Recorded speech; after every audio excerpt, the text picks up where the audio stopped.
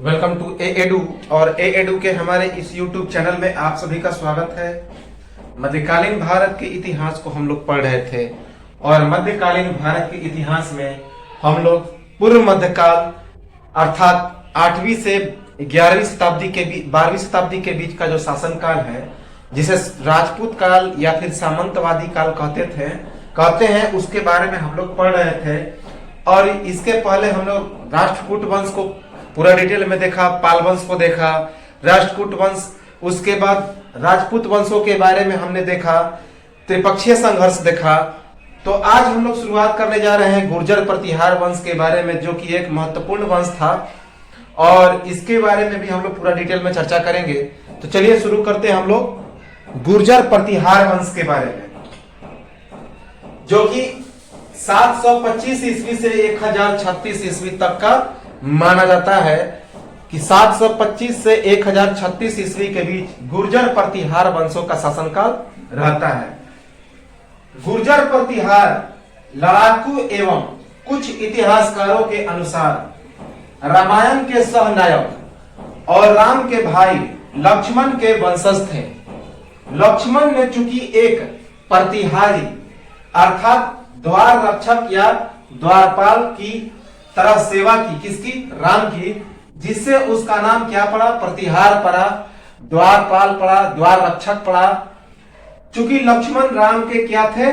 प्रतिहार थे।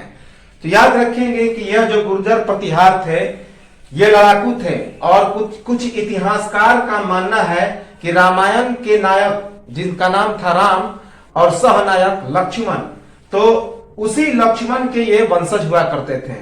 और चूंकि लक्ष्मण ने भी एक प्रतिहारी अर्थात राम के रक्षक के रूप में राम की सेवा की और उसका नाम क्या पड़ा? प्रतिहार पड़ा। तो उसी कारण ये जो गुर्जर प्रतिहार थे, इनके ये भी क्या थे? अपने आप को लक्ष्मण के वंशज अर्थात ये क्या बने? तो प्रतिहार नाम पड़ा इनका। क्योंकि लक्ष्मण जो थे वो क्या थे? राम के प्रतिहार थे, राम के रक्षक थे। कुछ इतिहासकारों के अनुसार राष्ट्रकूटों की सेना में रक्षक अर्थात प्रतिहार होने के कारण यह शब्द निकला। जो कुछ इतिहासकारों के अनुसार ये राष्ट्रकूटों के सेना में क्या थे? प्रतिहार थे। तो इसी कारण से यह शब्द निकला प्रतिहार, अर्थात ये राष्ट्रकूटों के क्या थे? रक्षक थे। लेकिन मूल सिद्धांत यही है कि ये रामायण के जो मूल नायक थे राम, उनके भाई लक्ष्मण के अपने आप को वंशज मानते हैं और लक्ष्मण चूंकि प्रतिहार थे, राम के रक्षक थे, इसी कारण ये जो गुर्जर प्रतिहार वंश के जो शासक थे अपने आप को प्रतिहार मानते हैं, रक्षक मानते हैं। सामंत मथन देव के एकमात्र अभिलेख के अनुसार गुर्जर समुदाय द्वारा स्वयं को गुर्जर प्रतिहार नाम दिया गया। तो सामंत मथन देव के एकमात्र अभिलेख के अनुसार गुर्जर समुदाय अपने आप को क्या नाम दे दिए? तो गुर्जर प्रतिहार नाम दिए। तो सामंत मंथन देव के एकमात्र अभिलेख के अनुसार गुर्जर समुदाय द्वारा स्वयं को गुर्जर प्रतिहार नाम दिया गया। राजस्थान के दक्षिण पश्चिम में गुर्जरात्रा प्रदेश में, राजस्थान के दक्षिण पश्चिम में गुर्जरात्रा प्रदेश में गुर्जर प्रतिहार वंश की स्थापना। तो राजस्थान के दक्षिण पश्चिम में गुर्जरात्रा प्रदेश में गुर्जर प्रतिहार वंश की स्थापना हुई थी। याद रखेंगे कि राजस्थान के दक्षिण पश्चिम में गुर्जरात्रा प्रदेश में गुर्जर प्रतिहार वंश की स्थापना हुई थी। आज भी जो गुर्जर समुदाय के लोग हैं उनके बारे में काफी चर्चा होती है। उस क्षेत्र में काफी गुर्जर समुदाय के लोग हैं, राजस्थान और गुजरात के क्षेत्र में। इसे याद रखेंगे कि गुर्जर जाति का सर्वप्रथम उल्लेख बादामी के चालुक्य नरेश पुलकेशन द्वितीय के एहोल अभिलेख में मिलता है। तो याद रखेंगे कि गुर्जर जाति का सर्वप्रथम उल्लेख कहां पे मिलता है? तो बादामी के चालुक्य नरेश पुलकेशन द्वितीय के एहोल अभिलेख में मिला था। तो गुर्जर जाति का सर्वप्रथम उल्लेख कहां पे हुआ? तो बादामी के चालुक्य नरेश पुलकेशन द्वितीय के ऐहोल अभिलेख में, याद रखेंगे ऐहोल अभिलेख। प्रसिद्ध इतिहासकार रमेश चंद्र मजूमदार के अनुसार गुर्जर प्रतिहारों ने 6ठी से 12वीं शताब्दी तक अरब आक्रमणकारियों के लिए बाधक का काम किया और भारत के द्वारपाल अर्थात प्रतिहार की भूमिका निभाई। तो प्रसिद्ध इतिहासकार रमेश चंद्र मजूमदार के अनुसार गुर्जर प्रतिहारों ने 6ठी से 12वीं शताब्दी तक अरब आक्रमणकारियों के लिए बाधक का काम किया और भारत के द्वारपाल अर्थात प्रतिहार की भूमिका निभाई। याद रखेंगे कि अरब या कि प्रसिद्ध इतिहासकार रमेश चंद्र मजूमदार के अनुसार गुर्जर प्रतिहारों ने 6ठी से 12वीं सदी तक अरब आक्रमणकारियों के लिए बाधक का काम किया और भारत के द्वारपाल अर्थात प्रतिहार की भूमिका निभाई। नीलकुंड, राधनपुर, देवली तथा करडाह के शिलालेख में प्रतिहारों का गुर्जर से संबोधन किया गया है। तो नीलकुंड, राधनपुर, देवली और करडाह के शिलालेख में प्रतिहारों को किस चीज से संबोधित किया गया है? तो गुर्जर से। याद रखेंगे किस किस में? तो नीलकुंड, राधनपुर, देवली और करडाह के शिलालेख में, करडाह के शिलालेख में प्रतिहारों को गुर्जर से संबोधित किया गया है।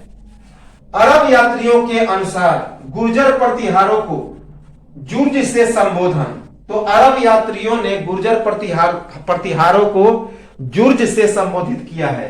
याद रखेंगे कि अरब यात्रियों ने गुर्जर प्रतिहारों को क्या कहा? तो जुर्ज कहा। याद रखेंगे जुर्ज। प्रसिद्ध अरबी यात्री अल मसूदी द्वारा गुर्जर प्रतिहारों को अल गुजर तथा राजा को बोहरा से संबोधन। तो प्रसिद्ध अरबी यात्री जिसका नाम था अल मसूदी, उसने गुर्जर प्रतिहारों को क्या कहा? अल गुजर, और उसके राजाओं को बोहरा कहा। तो याद रखेंगे प्रसिद्ध अरबी यात्री अल मसूदी ने गुर्जर प्रतिहारों को अल गुजर और उसके राजा को बोहरा कहा। याद रखेंगे राजा को बोहरा और गुर्जर प्रतिहारों को अल गुजर। चीनी यात्री वेनसांग के 72 देशों के वर्णन में प्रतिहारों का नाम कू चे लो अर्थात गुर्जर तथा इसकी राजधानी पीलो मोलो अर्थात भीलामाल, जिसे भीनमाल कहा जाता है, जो कि राजस्थान के दक्षिण पश्चिम में माउंट आबू के पास है। राजस्थान के दक्षिण पश्चिम में माउंट आबू पर्वत के पास।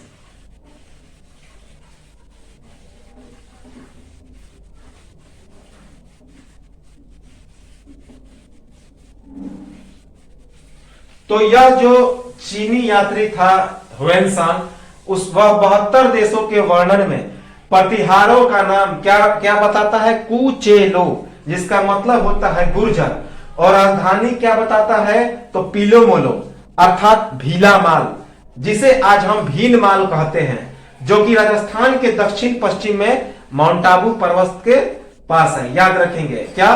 भीनमाल, पीलो मोलो, भीलामाल। प्रतिहार नरेशों के जोधपुर और घटियाला शिलालेख के अनुसार गुर्जर प्रतिहारों का मूल स्थान क्या था? गुर्जरात था, जिसे आज गुजरात कहते हैं।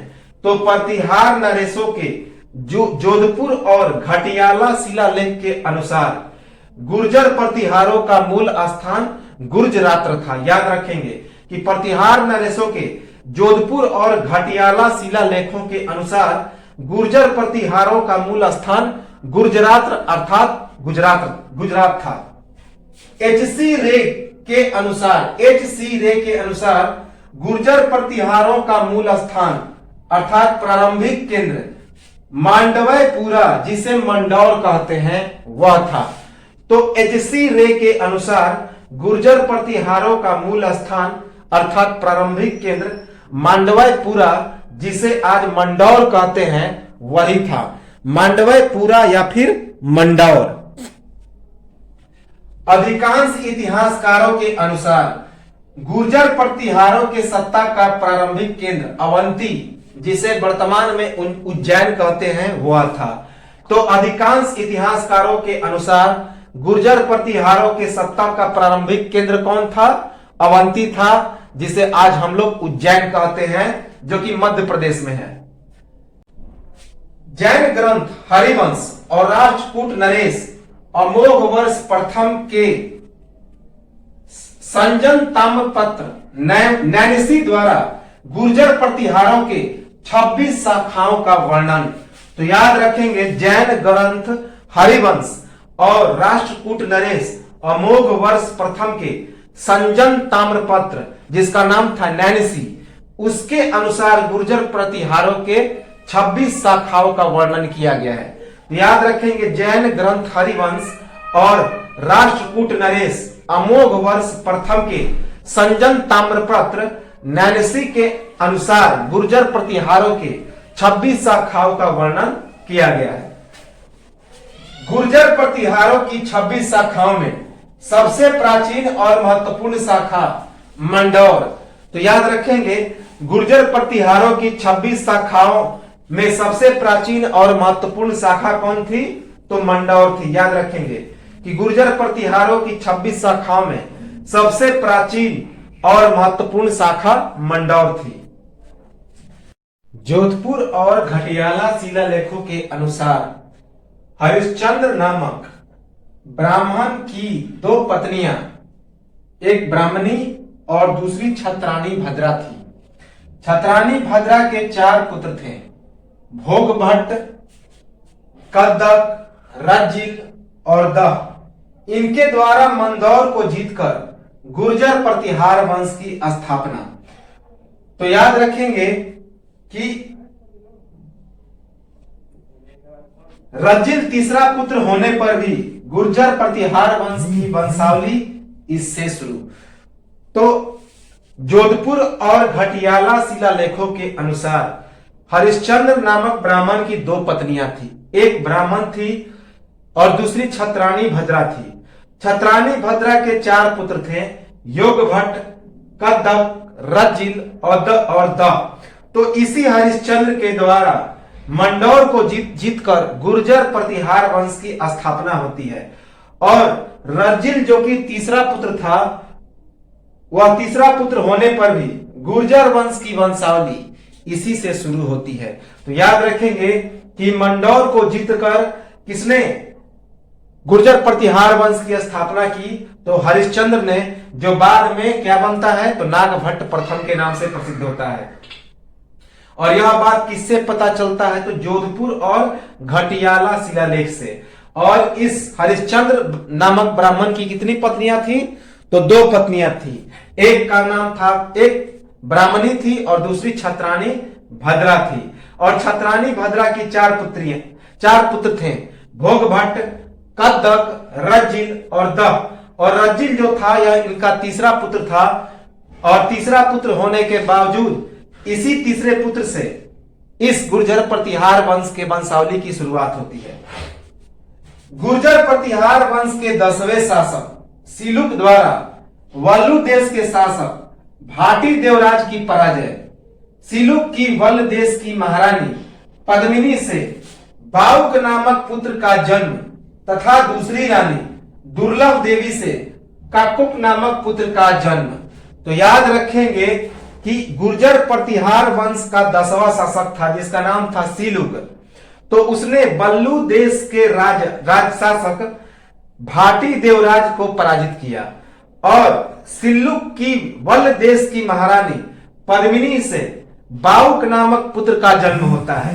और भाटी देवराज को पराजित करने के बाद उसकी महारानी पद्मिनी से वह विवाह करता है। कौन? Siluk.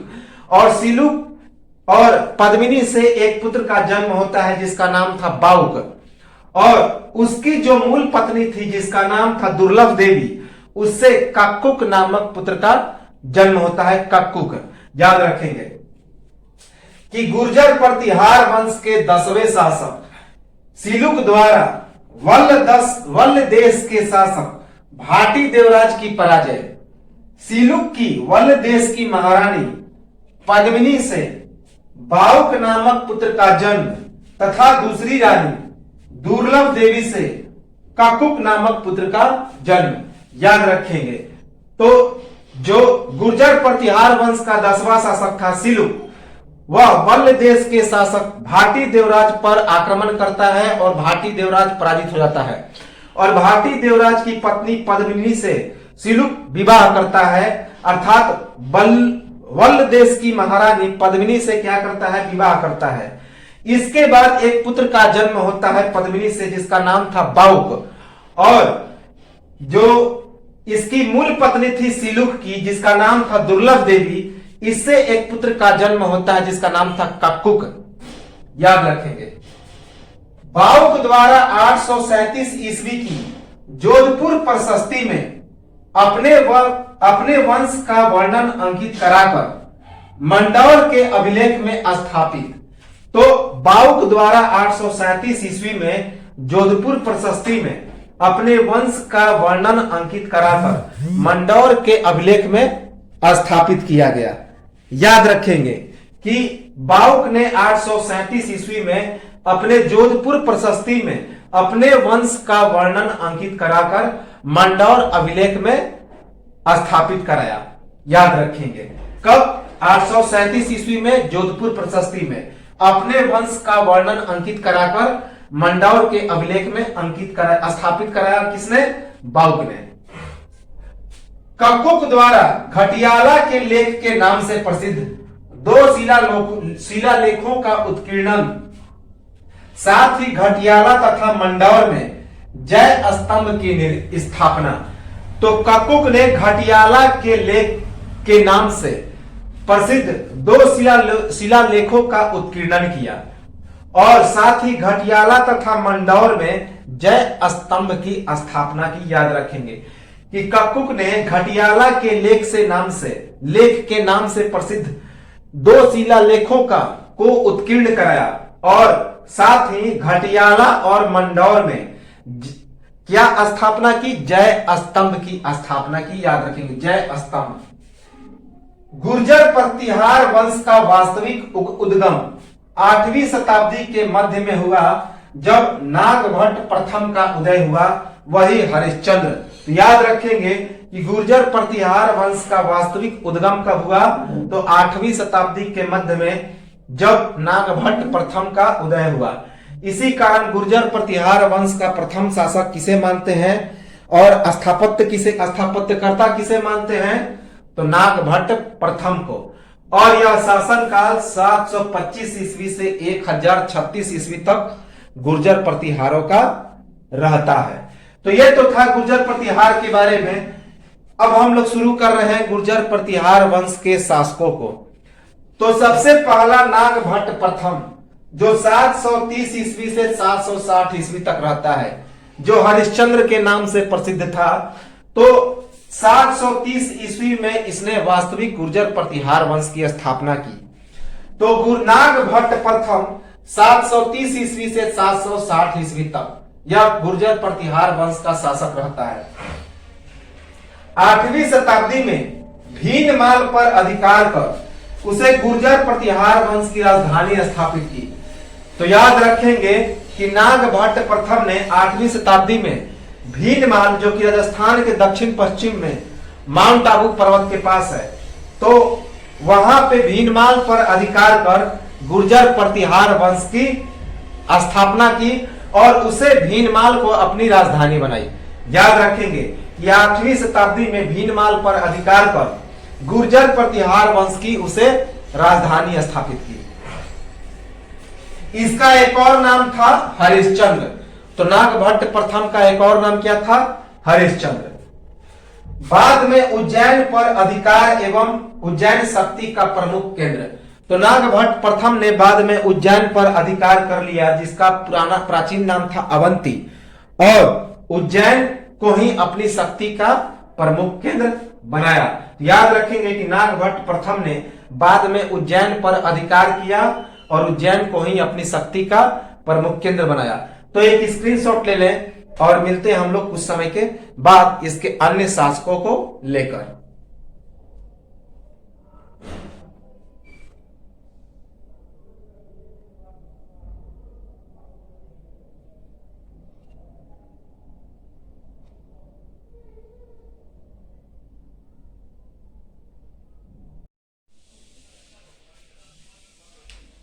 Welcome back again.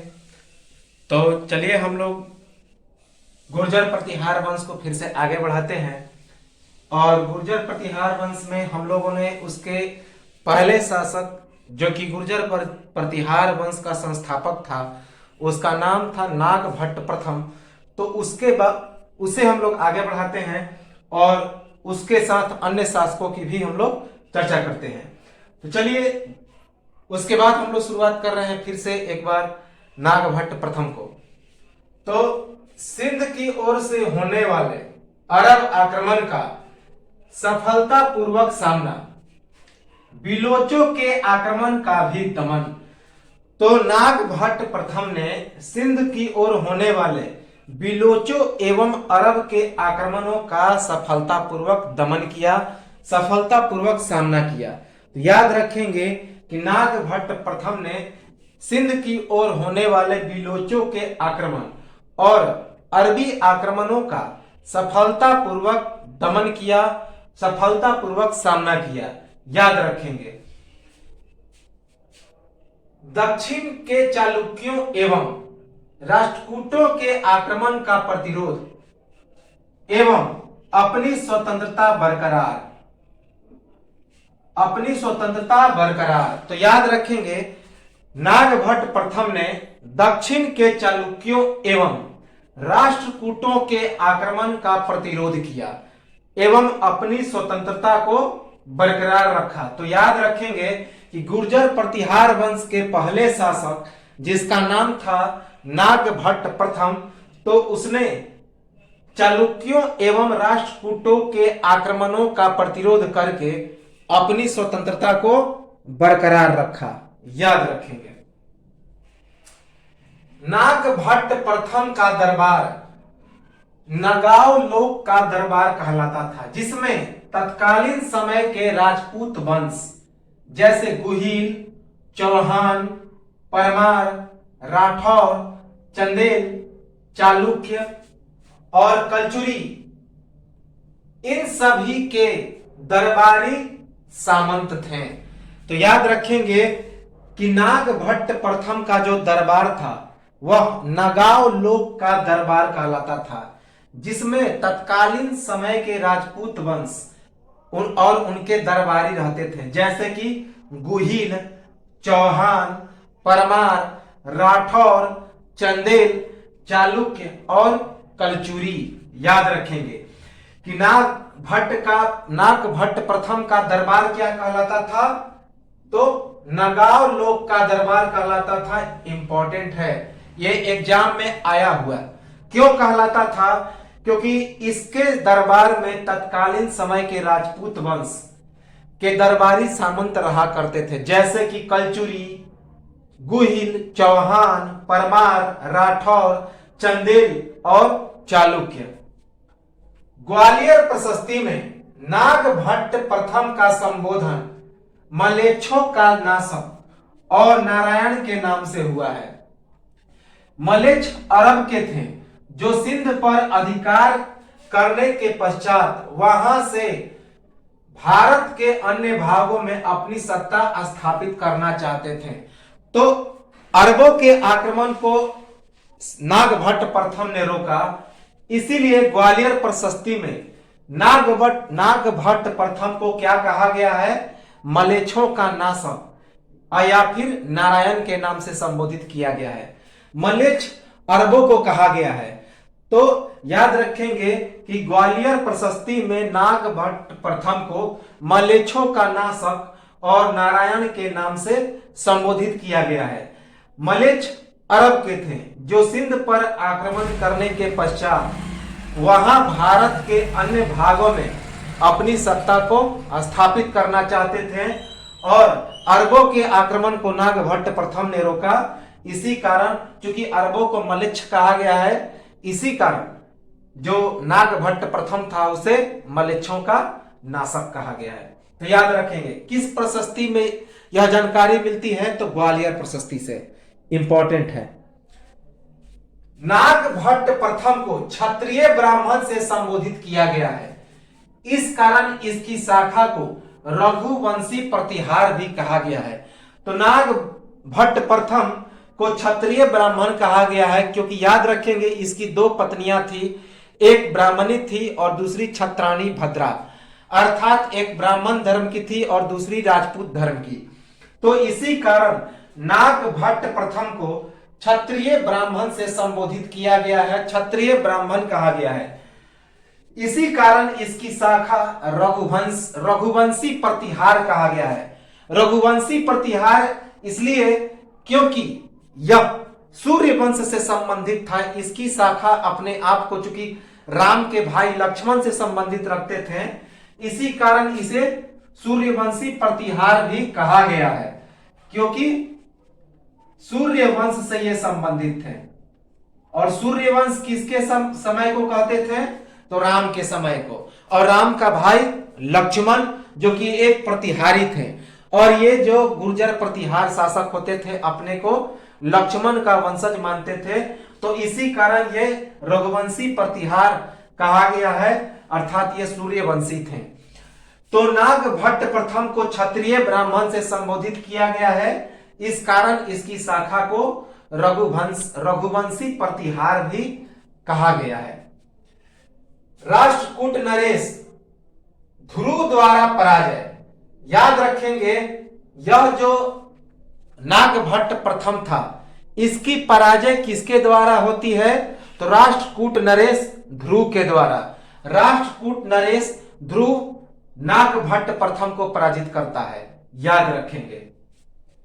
Gujarat, Rajputana और मालवा पर कब्जा, तो नागभट्ट प्रथम गुजरात, राजपूताना और मालवा पर कब्जा करता है। तो याद रखेंगे कि यह जो नागभट्ट प्रथम था वह गुजरात, राजपूताना और मालवा पर कब्जा कर लेता है। अगले उत्तराधिकारी दो भतीजे, एक माला का शासक तथा दूसरा जोधपुर का शासक, क्रमशः देवराज एवं कक्कुक, दोनों अयोग्य एवं कमजोर थे। तो नागभट्ट प्रथम का जो अगला उत्तराधिकारी होता है वह होता है कक्कुक, जो कि जोधपुर का शासक था, और उसके बाद देवराज जो कि माला का शासक था, और ये दोनों नागभट्ट प्रथम के भतीजे थे और दोनों अयोग्य एवं कमजोर शासक थे। तो इसी कारण गुर्जर प्रतिहार वंश में इनके शासन को महत्वपूर्ण नहीं माना जाता। तो अगले उत्तराधिकारी दो भतीजे, एक माला का शासक जिसका नाम था देवराज और दूसरा जोधपुर का शासक जिसका नाम था कक्कुक, दोनों अयोग्य एवं कमजोर थे, याद रखेंगे। इसके बाद अगला जो शासक बनता है वह एक महान शासक बनता है जिसका नाम था वत्सराज। इंपॉर्टेंट है वत्सराज। तो जो 783 ईस्वी से 795 ईस्वी तक राजपूत वंश के गुर्जर प्रतिहार वंश का शासक बनता है। याद रखेंगे कि देवराज की मृत्यु के बाद अगला जो शासक बनता है उसका नाम था वत्सराज। 783 ईस्वी में यह गुर्जर प्रतिहार वंश का शासक बनता है और 795 ईस्वी तक यह गुर्जर प्रतिहार वंश का शासक रहता है। तो देवराज की मृत्यु के बाद गुर्जर प्रतिहार वंश का अगला प्रतापी शासक तो वत्सराज देवराज की मृत्यु के बाद गुर्जर प्रतिहार वंश का अगला प्रतापी शासक बनता है। याद रखेंगे यह एक प्रतापी शासक था जो देवराज की मृत्यु के बाद गुर्जर प्रतिहार वंश का शासक बनता है। भंडी वंश तथा बंगाल के पाल वंश पर विजय। वत्सराज ने भंडी वंश और बंगाल के पाल वंश पर विजय प्राप्त करता है। भंडी वंश और बंगाल के पाल वंश को यह पराजित करता है। वत्सराज की रानी सुंदर देवी से नागभट्ट द्वितीय का जन्म। नागभट्ट द्वितीय की भी नागव लोक की उपाधि तो वत्सराज के पुत्र का क्या नाम था? नागभट्ट द्वितीय। और वत्सराज की रानी का नाम था सुंदर देवी। तो उसी सुंदर देवी के गर्भ से नागभट्ट द्वितीय, जो कि एक महान शासक था, उसका जन्म होता है। और नागभट्ट प्रथम की तरह भी नागभट्ट द्वितीय को नागोलोक की उपाधि मिली। तो याद रखेंगे कि वत्सराज की रानी नागोलोक, तो वत्सराज की रानी सुंदर देवी से नागभट्ट द्वितीय का जन्म होता है और नागभट्ट द्वितीय को भी नागोलोक की उपाधि मिलती है। याद रखेंगे। वत्सराज के समय उद्योतन सूरी द्वारा कवलय माला तथा जैन आचार्य जिनसेन द्वारा हरिवंश पुराण की रचना की जाती है। कुवलय माला की रचना 778 ईस्वी में जालौर में, जो कि राजस्थान में पड़ता है, वहां पे होती है। तो याद रखेंगे कि वत्सराज के समय उद्योतन सूरी नामक एक काव्य रचनाकार के द्वारा किसकी रचना होती है? तो कुवलय माला, जिसकी रचना 778 ईस्वी में राजस्थान के जालौर में होती है। और जैन आचार्य जिनसेन के द्वारा हरिवंश पुराण की रचना होती है। तो वत्सराज के समय 778 ईस्वी में कुवलय माला की राजस्थान के जालौर में रचना होती है। साथ ही साथ जैन आचार्य जिनसेन के द्वारा हरिवंश पुराण की रचना होती है। याद रखेंगे, हरिवंश पुराण जैन आचार्य जिनसेन के द्वारा। औसिया के महामारु शैली में निर्मित सूर्य एवं जैन मंदिर का निर्माण तथा पंचायतन शैली में हरिहर मंदिर का निर्माण। तो वत्सराज ने औसिया के महामारु शैली में निर्मित सूर्य एवं जैन मंदिर का निर्माण किया तथा पंचायतन शैली में हरिहर मंदिर का निर्माण किया। याद रखेंगे, यह जो औसिया है जोधपुर में पड़ता है, जो कि जिसे राजस्थान का भुवनेश्वर भी कहते हैं। याद रखेंगे। और यह प्रतिहार कालीन एक बहुत ही सुप्रसिद्ध मंदिर है, जहां पे आज भी मेला लगता है। तो औसिया के महामारु मंदिर में औसिया के महामारु शैली में निर्मित सूर्य एवं जैन मंदिर का निर्माण। तो सूर्य एवं जैन मंदिर जो महामारु शैली में निर्माण करता है वत्सराज, कहां करता है? तो जोधपुर के औसिया में। और पंचायतन शैली में हरिहर मंदिर का निर्माण करता है, पंचायतन शैली में हरिहर मंदिर का। और याद रखेंगे, यह जो औसिया था वह जोधपुर के मंदिर प्रातः प्रतिहार कालीन, औसिया राजस्थान का भुवनेश्वर। और जो औसिया का सूर्य एवं जैन मंदिर था, जैन मंदिर है, अभी भी है, वह प्रतिहार कालीन एक सुप्रसिद्ध मंदिर है। और औसिया को राजस्थान का भुवनेश्वर भी कहते हैं। गुर्जर प्रतिहार वंश का वास्तविक संस्थापक राष्ट्रकूट नरेश ध्रुवधारा वर्ष का समकाली एवं सम्राट की उपाधि धारण करने वाला प्रथम गुर्जर प्रतिहार शासक। तो याद रखेंगे कि वत्सराज को गुर्जर प्रतिहार वंश का वास्तविक संस्थापक कहा जाता है, क्योंकि इसने यह राष्ट्रकूट नरेश ध्रुवधारा वर्ष का समकालीन था और ध्रुवधारा वर्ष काफी महान शासक था और सम्राट की उपाधि धारण करने वाला यह प्रथम गुर्जर प्रतिहार शासक था। कौन? वत्सराज। तो याद रखेंगे, गुर्जर प्रतिहार का वास्तविक संस्थापक किसे कहते हैं? तो वत्सराज को।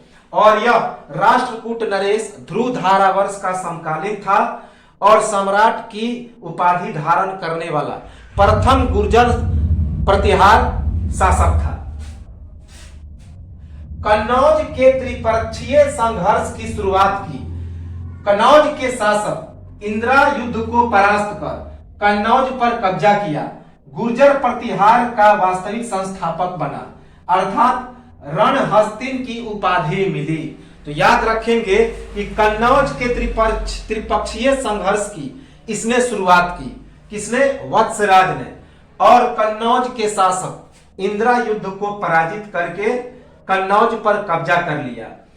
गुर्जर प्रतिहार का वास्तविक शासक बना, वास्तविक संस्थापक बना और रणहस्तिन की उपाधि मिली और गुर्जर प्रतिहार वंश का वास्तविक संस्थापक अर्थात रणहस्तिन की उपाधि मिली। तो याद रखेंगे कि कन्नौज के त्रिपक्षीय संघर्ष की शुरुआत किसने की? वत्सराज ने। और कन्नौज के शासक इंद्रायुध को पराजित करके कन्नौज पर कब्जा कर लिया। इसके बाद वत्सराज को गुर्जर प्रतिहार का वास्तविक संस्थापक या रणहस्तिन की उपाधि मिलती है। कन्नौज के स्वामित्व के लिए संघर्ष में पाल वंश के शासक धर्मपाल पर विजय, पर राष्ट्रकूट नरेश ध्रुवधारा वर्ष से पराजय। तो याद रखेंगे वत्सराज की कन्नौज के स्वामित्व के लिए हुए त्रिपक्षीय संघर्ष में पाल वंश के शासक धर्मपाल पर तो विजय होती है, लेकिन राष्ट्रकूट नरेश ध्रुवधारा वर्ष से वत्सराज क्या हो जाता है? तो हार जाता है। याद रखेंगे कि कन्नौज के त्रिपक्षीय संघर्ष में कन्नौज के स्वामित्व के लिए युद्ध में वत्सराज धर्मपाल शासक धर्मपाल को पराजित करता है, लेकिन राष्ट्रकूट नरेश ध्रुवधारा वर्ष से पराजित हो जाता है। राजस्थान के मध्य भाग एवं उत्तर भारत के पूर्वी भाग पर कब्जा। तो वत्सराज ने राजस्थान के मध्य भाग एवं उत्तर भारत के पूर्वी भाग पर कब्जा किया। याद रखेंगे, अर्थात राजस्थान के मध्य भाग एवं उत्तर भारत के पूर्वी भाग को अपने अधीन किया। उत्तर भारत के एक बड़े भूभाग पर शासन एवं पश्चिमी उत्तर प्रदेश के कन्नौज को राजधानी बनाया। तो याद रखेंगे वत्सराज ने उत्तर भारत के एक बड़े भूभाग पर शासन किया, साथ ही साथ उसने पश्चिमी उत्तर प्रदेश के कन्नौज को अपनी राजधानी बनाया। इंपॉर्टेंट है कि उत्तर भारत के एक बड़े भूभाग पर वत्सराज ने शासन किया और पश्चिमी उत्तर प्रदेश के कन्नौज को अपनी राजधानी बनाया। तो यह था वत्सराज, जो कि गुर्जर प्रतिहार वंश का एक महान शासक था। इसके बाद एक और महान शासक आता है नागभट्ट द्वितीय, जिसे भी नागौ लोक की उपाधि प्राप्त हुई थी। तो 795 ईस्वी से 833 ईस्वी तक 38 वर्ष नागभट्ट द्वितीय, जो कि गुर्जर प्रतिहार वंश का शासक रहता है, 795 से 833 ईस्वी। यह वत्सराज का उत्तराधिकारी था, अर्थात वत्सराज के बाद अगला शासक कौन बना? तो नागभट्ट द्वितीय। 816 ईस्वी में कन्नौज पर आक्रमण, चक्रा युद्ध को पराजित कर कन्नौज को गुर्जर प्रतिहार वंश की राजधानी बनाया। यह बात किससे पता चलता है? तो ग्वालियर अभिलेख से। और 100 वर्षों से चले आ रहे त्रिपक्षीय संघर्ष को क्या किया? समाप्त किया। तो याद रखेंगे कि ग्वालियर अभिलेख में क्या लिखा गया है कि 816 ईस्वी में नागभट्ट द्वितीय ने कन्नौज पर आक्रमण किया और कन्नौज के चक्रा युद्ध को पराजित करके कन्नौज को गुर्जर प्रतिहार वंश की एक बार फिर से राजधानी बनाता है और 100 वर्षों से चली आ रही यह जो त्रिपक्षीय संघर्ष था कन्नौज का, उसको इसने समाप्त किया। याद रखेंगे कि 816 ईस्वी में कन्नौज पर आक्रमण करता है नागभट्ट द्वितीय और चक्रा युद्ध को पराजित कर कन्नौज को गुर्जर प्रतिहार वंश की राजधानी बनाया। यह बात किसमें लिखा गया है? तो ग्वालियर अभिलेख में। और 100 वर्षों से चले आ रही त्रिपक्षीय संघर्ष को समाप्त किया। बंगाल के शासक धर्मपाल को पराजित कर मुंगेर, जिसे उस समय बुद्धगिरी कहते थे, पर कब्जा, पर राष्ट्रकूट शासक गोविंद तृतीय से पराजय, यह त्रिपक्षीय संघर्ष में हुआ। तो कन्नौज के त्रिपक्षीय संघर्ष में नागभट्ट द्वितीय बंगाल के शासक धर्मपाल को तो पराजित कर देता है, लेकिन ये ध्रुव से क्या हो जाता है? गोविंद तृतीय से, राष्ट्रकूट शासक गोविंद तृतीय से इसकी पराजय हो जाती है, पराजित हो जाता है। तो जो कन्नौज का त्रिपक्षीय संघर्ष था उसमें नागभट्ट द्वितीय बंगाल के शासक धर्मपाल को पराजित कर देता है और अर्थात मुंगेर पर कब्जा कर लेता है, लेकिन राष्ट्रकूट शासक गोविंद तृतीय से यह पराजित हो जाता है। याद रखेंगे, बकुला अभिलेख में परम भट्टारक, परमेश्वर एवं महाराजा धीराज की उपाधि, तो बकुला अभिलेख में नागभट्ट द्वितीय को किस उपाधि से संबोधित किया गया है? तो परम भट्टारक, परमेश्वर एवं महाराजा धीराज।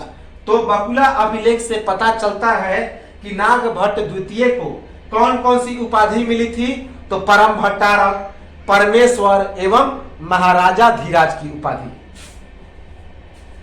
चंद्रप्रभा सूरी के ग्रंथ प्रभावक चरित के अनुसार 833 ईस्वी में गंगा में डूबकर आत्महत्या अर्थात उसने जल समाधि ले ली। तो चंद्रप्रभा सूरी के द्वारा लिखा गया एक ग्रंथ जिसका नाम था प्रभावक चरित, तो उससे क्या पता चलता है कि 833 ईस्वी में नागभट्ट द्वितीय ने जल समाधि लेकर गंगा में डूबकर आत्महत्या कर ली थी। तो याद रखेंगे, चंद्रप्रभा सूरी के द्वारा लिखित ग्रंथ प्रभावक चरित से यह पता चलता है कि 833 ईस्वी में जो नागभट्ट द्वितीय था गंगा में जल समाधि लेकर आत्महत्या कर लेता है, गंगा में डूबकर आत्महत्या कर लेता है। तो यह बात किससे पता चलता है? तो चंद्रप्रभा सूरी के द्वारा लिखी गई ग्रंथ प्रभावक चरित से। कब? 833 ईस्वी में। ग्वालियर अभिलेख के अनुसार तुरुस्क, किरात, मत्स्य एवं वत्स का विजेता।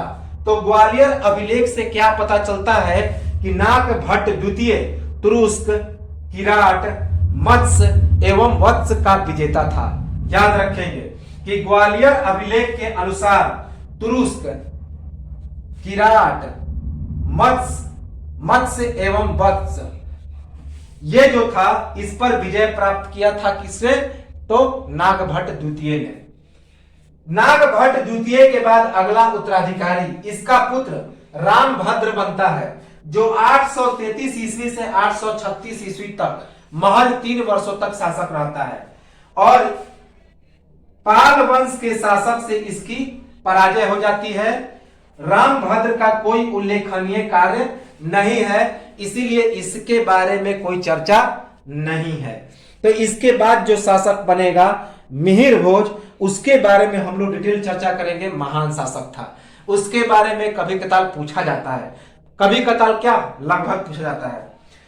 तो नागभट्ट द्वितीय के बाद उसका अगला उत्तराधिकारी जो बनता है गुर्जर प्रतिहार वंश का, वह नागभट्ट द्वितीय का पुत्र रामभद्र, जो कि 833 से 836 ईस्वी के बीच 3 वर्ष तक ही जो है गुर्जर प्रतिहार वंश का शासक रहता है और पाल वंश के शासकों के द्वारा इसकी पराजय होती है और रामभद्र का कोई उल्लेखनीय कार्य नहीं है। तो इसके बाद हम लोग अगले शासकों को देखेंगे। तो एक स्क्रीनशॉट ले लें और हम लोग और एक नोट्स बनाएं, सुन के और देख के एक अच्छा कोऑर्डिनेशन बनाकर एक नोट्स बनाएं, बढ़िया सा अपने स्तर के नोट बनाएं और पूरा डिटेल में हमने बताया है, इससे ज्यादा कहीं कुछ पढ़ने की जरूरत नहीं है। तो एक स्क्रीनशॉट ले लें और सब्सक्राइब जरूर कर लें ताकि आने वाले अगले वीडियो की सूचना आपको मिल सके। शेयर कर लें ताकि जिन्हें किसी को जरूरत है तो उनको फायदा मिल सके। तो मिलते हैं हम लोग अगले वीडियो में।